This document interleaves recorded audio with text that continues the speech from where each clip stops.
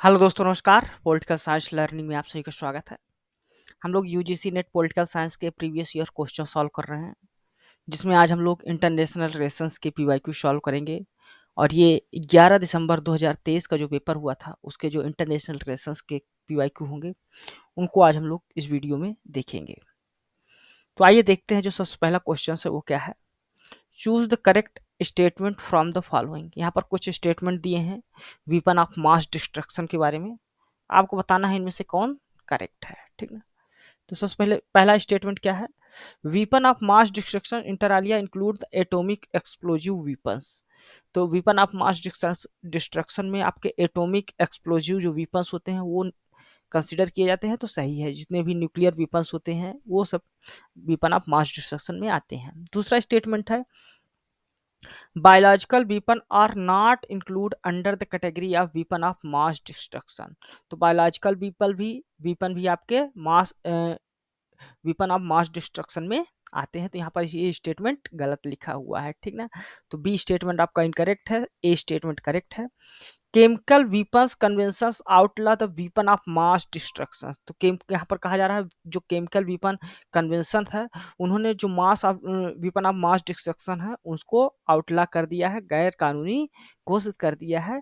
तो ये भी स्टेटमेंट इनकरेक्ट है। केवल केमिकल वीपन कन्वेंशन ने केमिकल जो वीपन्स है उनको आउटला किया है, ना कि पूरे वीपन्स ऑफ मास डिस्ट्रक्शन को, क्योंकि वीपन्स ऑफ मास डिस्ट्रक्शन में आपके केमिकल, बायोलॉजिकल और एटॉमिक सभी प्रकार के वेपन्स आते हैं, ठीक ना। तो सी नंबर भी आप सी स्टेटमेंट भी आपका इनकरेक्ट है। फिर डी स्टेटमेंट है chemical weapon convention inter into force in 1997। जो केमिकल वीपन कन्वेंशन है वो 1997 से लागू होता है। तो ये स्टेटमेंट आपका बिल्कुल करेक्ट है। तो यहाँ पर आपका जो करेक्ट स्टेटमेंट है वो ए और डी स्टेटमेंट होगा, ठीक ना। तो यहाँ पर करेक्ट स्टेटमेंट आपका ऑप्शन नंबर 1 है, ओनली ए और डी। तो वीपन ऑफ मास डिस्ट्रक्शन जो होते हैं उसमें आपके न्यूक्लियर वीपन भी आते हैं, केमिकल वीपन भी आते हैं और बायोलॉजिकल वीपन भी आते हैं। सबको मिला के वीपन ऑफ मास डिस्ट्रक्शन बनता है, जिसको WMD भी कहा जाता है, ठीक ना। बी स्टेटमेंट था कि बायोलॉजिकल वीपन जो है तो वीपन ऑफ मास डिस्ट्रक्शन में नहीं शामिल है, तो ये इनकरेक्ट था, ठीक ना। इसी प्रकार सी जो है तो कहता है कि जितने भी वीपन ऑफ मास डिस्ट्रक्शन है वो केमिकल वीपन कन्वेंशन जो है तो उनको आउटला करता है। तो ये इनकरेक्ट स्टेटमेंट था, क्योंकि जो केमिकल वीपन कन्वेंशन हुआ था वो स्पेशली आउटला करता है development, production, acquisition, stock piling, retention and use of chemical weapons and their precursors not cover all WMDs, यानी सभी weapon of mass destruction को कवर नहीं करता। और जो केमिकल weapon कन्वेंशन है ये इंटू फोर्स आया था 1997 में। तो 29 अप्रैल 1997 को ये इनफोर्स हुआ था। नेक्स्ट क्वेश्चन है choose the correct statement from the following. तो यहाँ पर कुछ स्टेटमेंट दिए हैं, आपको इनको करेक्ट करना है, ठीक ना। तो फर्स्ट स्टेटमेंट है under the chapter 7 of the UN charter the security council can take action maintain and restore international peace and security. तो यूएन चार्टर का जो चैप्टर 7 है वो जो है तो बात करता है कि जो सिक्योरिटी काउंसिल होगा वो मेंटेन करेगा और रिस्टोर करेगा इंटरनेशनल पीस और सिक्योरिटी को। तो ये करेक्ट स्टेटमेंट है। Under article 41 sanctions measure do not involve the use of arm force. तो ये भी सही है कि जो आर्टिकल 41 है चार्टर का, यूएन चार्टर का, वो कहता है कि आर्म फोर्सेस का प्रयोग नहीं किया जाएगा सैंक्शंस के लिए, ठीक ना। सी कहा जा स्टेटमेंट है sanctions can be withdrawn bye UN general assembly. तो UN जनरल असेंबली के द्वारा सैंक्शंस को विड्रॉल किया जा सकता है। तो ये स्टेटमेंट इनकरेक्ट है। जो सैंक्शंस है सिक्योरिटी काउंसिल के द्वारा लगाया भी जाता है, इम्पोज भी किया जाता है, और उसको विड्रॉन भी सिक्योरिटी काउंसिल के ही द्वारा किया जाता है। तो सी स्टेटमेंट आपका इनकरेक्ट है, ए और बी करेक्ट है। डी स्टेटमेंट क्या है sanctions have been applied by security council to support the peaceful transition to deter non constitutional changes. जो सैंक्शंस अप्लाई किया जाता है सिक्योरिटी काउंसिल के द्वारा वो पीसफुल ट्रांजिशंस के लिए किया जाता है, साथ ही साथ नॉन जो कॉन्स्टिट्यूशनल चेंजेस है उसके लिए, और भी इस तरह के जो एक्ट है उसके लिए सैंक्शंस इम्पोज किए जाते हैं। तो डी स्टेटमेंट आपका करेक्ट है। तो यहाँ पर आपके करेक्ट जो स्टेटमेंट है वो ए, बी और डी, यानी फर्स्ट नंबर जो आपका ऑप्शन है वो यहाँ पर करेक्ट है, ठीक ना। तो आपको ए बी डी स्टेटमेंट जो थे वो करेक्ट है। जो सैंक्शंस है वो यूएन सिक्योरिटी के द्वारा ही लगाया जाता है, और उसको जो है तो लिफ्ट नहीं किया जाता है जो है तो जनरल असेंबली के द्वारा, बल्कि ये लिफ्ट भी इम्पोज और लिफ्ट दोनों जो है तो सिक्योरिटी काउंसिल के द्वारा ही किया जाता है, ठीक ना। नेक्स्ट क्वेश्चन है, find out the different wave of democratic transition given below in ascending order. तो यहाँ पर आपको डेमोक्रेटिक वेव ट्रांजिशंस के बारे में दिया है, तो आपको इनको असेंडिंग ऑर्डर में लगाना है, पहले कौन है उसके बाद। तो सबसे पहले आता है फर्स्ट वेव ऑफ डेमोक्रेटाइजेशन, उसके बाद फर्स्ट रिवर्स वेव आती है, फिर सेकंड वेव ऑफ डेमोक्रेटाइजेशन आता है, फिर सेकंड रिवर्स वेव आती है, और फिर लास्ट में आपका थर्ड वेव ऑफ डेमोक्रेटाइजेशन आता है। तो इस प्रकार BACDCE होगा, यानी आपका सेकंड नंबर जो ऑप्शन है ये यहाँ पर करेक्ट है। नेक्स्ट क्वेश्चन है, arrange the chronologically India's association with the following international organisations. तो यहाँ पर आपको कुछ इंटरनेशनल ऑर्गेनाइजेशंस दिए हैं, आपको बताना है इंडिया ने इनको कब ज्वाइन किया था, ठीक ना। तो यूनाइटेड नेशंस को कब ज्वाइन किया था इंडिया, 1945 में, G77 को 1964 में, नैम को 1961 में, ठीक ना, फाउंडिंग मेंबर था। G20 में 1999 में ठीक शामिल हुआ, ठीक ना। तो ये आपके करेक्ट है। तो यहाँ पर आपको सबसे पहले क्या है, यूनाइट ए होगा, फिर उसके बाद सी होगा, फिर बी होगा, फिर डी होगा, ACBD, ठीक ना। तो यहाँ सेकंड नंबर जो आपका ऑप्शन है वो यहाँ पर करेक्ट है, ठीक ना। यूनाइटेड नेशंस को मेंबर बनता है वो 1945 में बनता है। नॉन अलाइनमेंट मूवमेंट जो नैम है उसका फाउंडिंग मेंबर रहता है, और 1961 में ज्वाइन करते हैं इनको, ठीक ना। ग्रुप ऑफ 77 जो है ये इंडिया, इसका भी फाउंडिंग मेंबर रहता है, जो 1964 में फाउंड होता है। और G20 जो है ग्रुप ऑफ 20, वो इंडिया मेंबर बनता है इसका 1999 में, ठीक है। नेक्स्ट क्वेश्चन है, यहाँ पर कुछ इंटरवेंशन दिए हैं, आपको उनको करेक्ट ऑर्डर में लगाना है। तो इराक में जो इंटरवेंशन होता है, इराक में 1991 में होता है, ठीक ना। डफर सूडान में जो का होता है ये 2004 में होता है, ठीक। सोमालिया में आपके 1992 होता है, शायरा लियोन में 2000 में होता है, ठीक ना। तो यहाँ पर आप देख सकते हैं सोमालिया का 1992 में होता है, जो कि किसी भी ऑप्शन में नहीं था, इसी वजह से एनटीए ने इस क्वेश्चंस को क्या किया है, ड्रॉप कर लिया है, क्योंकि कोई भी ऑप्शन इसके करेक्टली मैच नहीं हो रहे थे। लेकिन आपको याद रखना है इराक का 1991, डफर सूडान 2004 में, लेकिन यहाँ ह्यूमन इंटरवेंशन भी नहीं होता, बल्कि कोई इंटरवेंशन नहीं होता, यहाँ क्राइसिस, ह्यूमैनिटेरियन क्राइसिस होती है, 2003-4 से शुरू होती है। सोमालिया में ह्यूमैनिटेरियन इंटरवेंशन किया जाता है 1992 में, और सेरिया लियोन में 2000 में, ठीक ना। तो ये याद रखिएगा, ठीक ना। तो यहाँ पर कुछ की एग्जाम्पल्स दिए हैं ह्यूमैनिटेरियन इंटरवेंशन को, उसको आप लोग देख सकते हैं। 1991 में नॉर्दर्न इराक में होता है ह्यूमन इंटरवेंशन, 1992 में सोमालिया में होता है, 1994 में हैती में होता है, इनको याद रखिएगा, ठीक ना, एग्जाम्स में पूछे जा सकते हैं। 1994 में रवांडा में होता है, ठीक ना। 1999 में कोसोवो में होता है, 1999 में जो ही तो ईस्ट तैमूर में भी होता है, और शायरा लियोन में जो है तो 2000 में होता है, ठीक ना। यहाँ पर कुछ ऐसे भी एग्जांपल्स दिए हुए हैं जहाँ पर नॉन इंटरवेंशन होता है, यानी न्यूट्रलिटी देखने को मिलती है, ठीक ना। जिसमें एग्जांपल है, ये प्लेसेस हैं, डफर है जो वेस्टर्न सूडान का रीजन्स है, ठीक ना, और जिम्बाब्वे और बर्मा, ठीक ना। तो 2004 से ही डफर रीजन्स में जो है तो कॉन्फ्लिक्ट देखने को मिल रही थी। नेक्स्ट क्वेश्चन है, who found 8 distinct meaning of the for the term balance of power. तो टर्म जो बैलेंस ऑफ पावर है इसके लिए 8 डिस्टिंक्ट मीनिंग का जो है तो किसने जो है तो बताया था, तो है अर्नस्ट बी हैस ने, ठीक है। और अर्नस्ट बी हैस ने जो है तो अपने जो आर्टिकल लिखा था, the balance of power prescriptions concept and propaganda, जो पब्लिश होता है वर्ल्ड पॉलिटिक्स में 1953 में, इसमें उन्होंने 8 जो है तो बताए थे, बैलेंस ऑफ पावर के 8 मीनिंग्स बताए थे। ये कौन कौन से मीनिंग है, पहला था डिस्ट्रीब्यूशन ऑफ पावर, ठीक ना, दूसरा था इक्विलिब्रियम, तीसरा था हेजेमनी, चौथा था स्टेबिलिटी एंड पीस, पांचवा था इनस्टेबिलिटी एंड वार, छठा था पावर पॉलिटिक्स इन जनरल, सातवां था यूनिवर्सल लॉ ऑफ हिस्ट्री, और आठवां था आपका a system and guide to policy making. ये 8 जो है तो मीनिंग्स अर्नस्ट बी हैस के द्वारा बताई गई थी, तो याद रखिएगा, ठीक ना। यहाँ पर देख सकते हैं कि पॉइंट जो डिस्ट्रीब्यूशन ऑफ पावर है, कि जो कंट्रीज हैं उनके बीच में कैसे डिस्ट्रीब्यूशन ऑफ पावर होता है, उस रूप में बैलेंस ऑफ पावर को देखा जाता है। इक्विलिब्रियम देखा जाता है, जो स्टेट्स हैं वो इंगेज कर रहे हैं एक दूसरे से, वो इक्वल है कि नहीं, ठीक ना। हेजेमनी भी देखी जाती है बैलेंस ऑफ पावर में, अगर कोई एक कंट्री है जो डोमिनेटिंग पावर के रूप में है तो भी स्टेबिलिटी को मेंटेन करने में सक्षम होता है, ठीक ना। अगर उसके पास बहुत मच जो है तो टू मच पावर नहीं हो जाती, टू स्ट्रांग नहीं हो जाता तब, ठीक ना। इसके अलावा बैलेंस ऑफ पावर में स्टेबिलिटी और पीस भी देखी जा सकती है, इनस्टेबिलिटी और वार भी देखी जा सकती है, पावर पॉलिटिक्स इन जनरल देखा जा सकता है, ठीक ना। यूनिवर्सल लॉ ऑफ हिस्ट्री और system and guide to policy making, ये सभी चीजें देखने को मिलती हैं, तो आप लोग इनको आराम से स्क्रीनशॉट लेके पढ़ सकते हैं।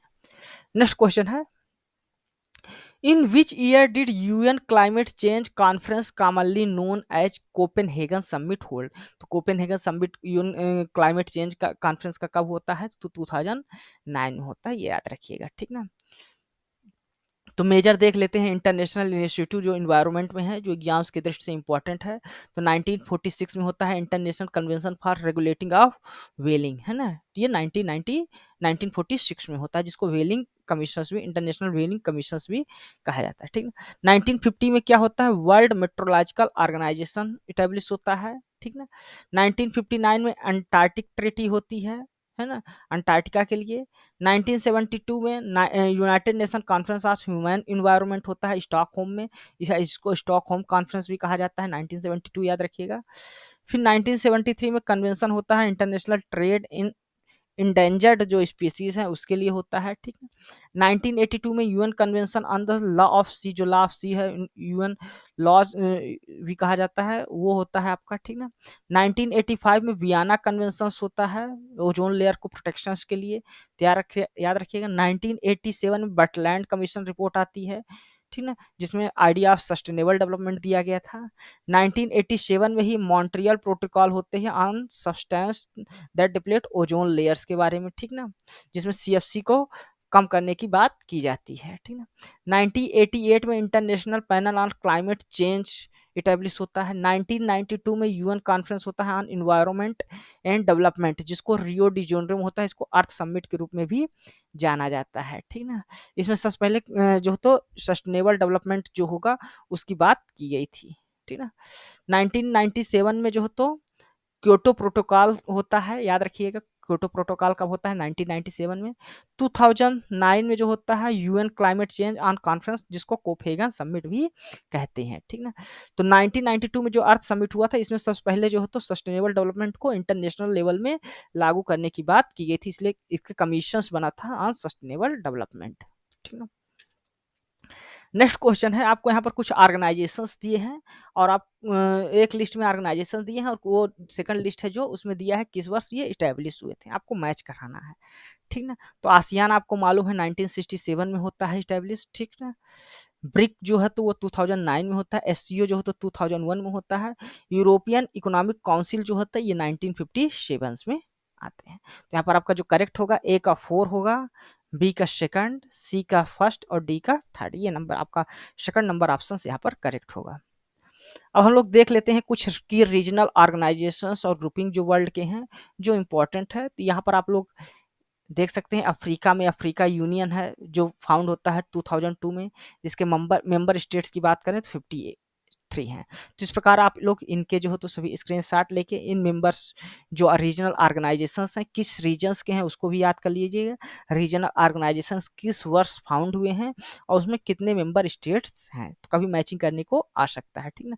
इसी प्रकार अमेरिका के जो रीजन्स, अमेरिकन रीजन्स के जितने भी ऑर्गेनाइजेशंस हैं उनको याद रखिएगा, उनके फाउंडिंग ईयर्स क्या हैं, मेंबर कंट्रीज कौन कौन सी हैं। इसी प्रकार एशिया के आप लोग याद रखिएगा, ठीक है, जैसे आसियान बनता है आपका 1967 में, एशियन रीजन फोरम जो बनता है 1994 में, ठीक है, एससीओ जो बनता है आपका 2001 में बनता है, एस्टैब्लिश होता है, सार्क 1985 में बनता है, तो इंपॉर्टेंट है, गल्फ कोऑपरेशन काउंसिल 1981 में बनता है, इनके मेंबर स्टेट्स कितने हैं उसको भी याद रखिएगा।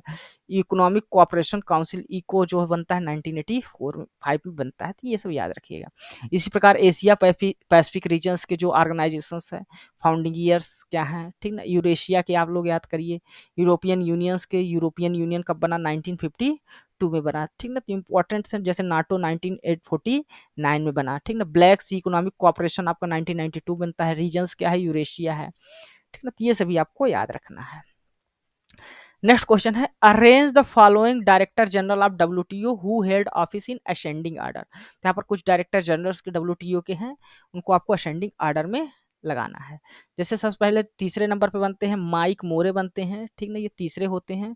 इसके बाद चौथे नंबर पे आपके बनते हैं सुपचई कड़ी जो हैं, ये आपके चौथे नंबर के डब्ल्यूटीओ के डायरेक्टर जनरल बनते हैं, ठीक ना, तो याद रखिएगा।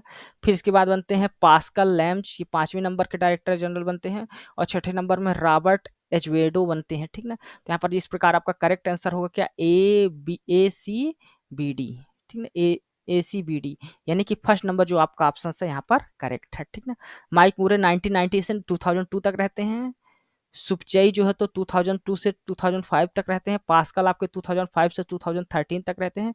डी रॉबर्ट जो है तो 2013 से 2020 तक रहते हैं, ठीक ना। तो ये याद रखिएगा। डब्ल्यूटीओ ऑर्गेनाइजेशन है, एक इंटर गवर्नमेंटल ऑर्गेनाइजेशन है, 1995 में एस्टेब्लिश होता है। इसका लोकेशन अगर हेडक्वार्टर देखा जाए तो जिनेवा स्विट्जरलैंड में है। वर्तमान में मेंबर कितने हैं, तो 153 मेंबर स्टेट्स हैं, ठीक ना। सबसे पहले डायरेक्टर जनरल कौन थे वो भी याद रखिएगा, पीटर सदरलैंड, ठीक ना।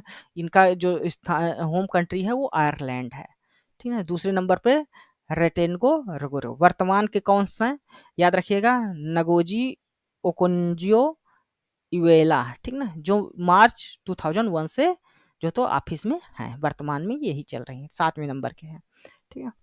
नेक्स्ट क्वेश्चन है which event led George W Bush to transform his foreign policy into one of the global power projections and interventions.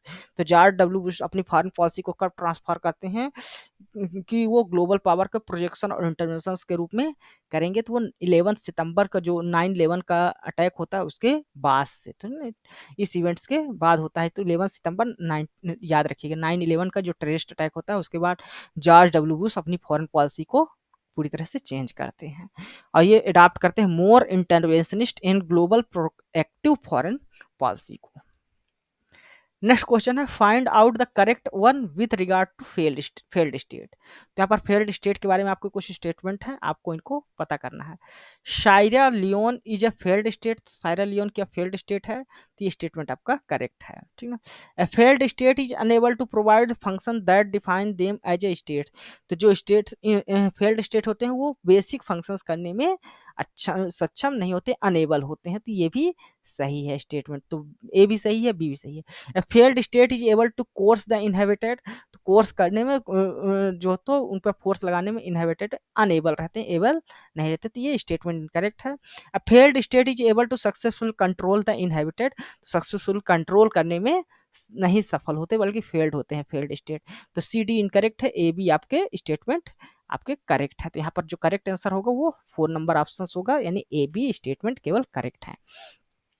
अब देख लेते हैं फेल्ड स्टेट क्या होता है। फेल्ड स्टेट होते हैं जो अनेबल होते हैं perform its key role in ensuring the domestic order and monopolising the use of force, तो यूज ऑफ फोर्स कभी नहीं कर सकते, ठीक ना। और अनेबल होते हैं परफॉर्म, तो उनका जो की रोल होता है स्टेट्स का डोमेस्टिक ऑर्डर को मेंटेन करना, वो भी नहीं कर पाते, ठीक ना। कुछ एग्जांपल्स देख लेते हैं, तो कंबोडिया, हैती, रवांडा, लीबिया और सोमालिया, इन सभी को फेल्ड स्टेट के अंतर्गत गिना जाता है, ठीक ना। तो ये फेल्ड स्टेट में आते हैं आपके, ठीक है। इसके अलावा फेल्ड स्टेट को वीक स्टेट, क्वासी स्टेट या फेल्ड स्टेट के रूप में भी कहा जाता है, ठीक ना। इसमें कुछ सब सहारन अफ्रीका के कंट्रीज हैं, जिसमें आपको सोमालिया हो गया, ठीक ना। शायरा लियोन देख सकते हैं यहाँ पर एग्जांपल्स दिया हुआ है, लीबिया भी दिया है, डेमोक्रेटिक रिपब्लिक ऑफ कांगो, ठीक ना। ये सभी फेल्ड स्टेट के डिफिनेशंस में आते हैं, तो याद रखिएगा। नेक्स्ट क्वेश्चन है name the country that does not fall with in the Asian tiger economy. तो एशियन टाइगर इकोनॉमी में कौन सी इनमें से कंट्री नहीं है, 4 देश जो है तो एशियन टाइगर्स में आते हैं, तो उनमें से ये कौन सा नहीं है, तो साउथ कोरिया, सिंगापुर, हांगकांग, ये तीनों एशियन टाइगर में आते हैं। ताइवान है, बर्मा नहीं है, ठीक। बर्मा जिसको अब म्यांमार कहा जाता है, तो बर्मा जो है तो एशियन टाइगर में नहीं आता, बल्कि कौन सा आता है, ताइवान आता है, ठीक ना। तो याद रखिएगा एशियन टाइगर जो इकोनॉमी है वो फास्टेस्ट ग्रोइंग इंडस्ट्रियल इकोनॉमी है, जिसमें शामिल है हांगकांग, सिंगापुर, साउथ कोरिया और ताइवान। नेक्स्ट क्वेश्चन है The theory that argued the countries are more likely both become democratic and to stay democratic as they develop economically is known as।